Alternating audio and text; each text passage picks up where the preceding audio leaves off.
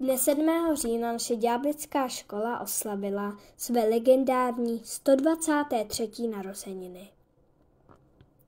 Žáci, učitelé, zaměstnanci a mateřská škola se společně sešli na tradičním místě u lípy před školou.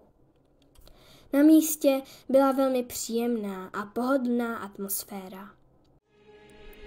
Oslava se zahájila školní a českou hymnou.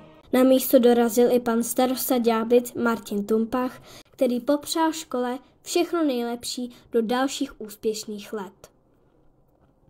Na ďáblické škole dosud učí i po tu řadu let naše milá paní učitelka, které jsme se zeptali. Tak já jsem nastoupila 2. listopadu 1981. Takže to je vlastně letos 43 let. Jaké by ale byly narozeniny školy bez dortu?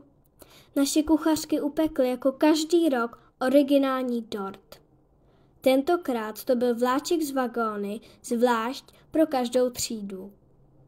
Pan ředitel nejenže symbolicky zapálil konfety, ale také slavnostně nakryl dort.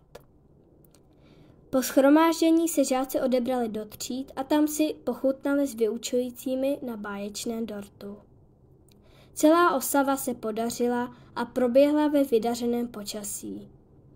A co nakonec popřál škole pan ředitel? Budu rád, pokud všichni budou do naší školy chodit rádi, pokud tady bude příjemná atmosféra a o to se vlastně snažíme všichni. I my všichni ostatní přejeme škole všechno nejlepší a mnoho úspěchů.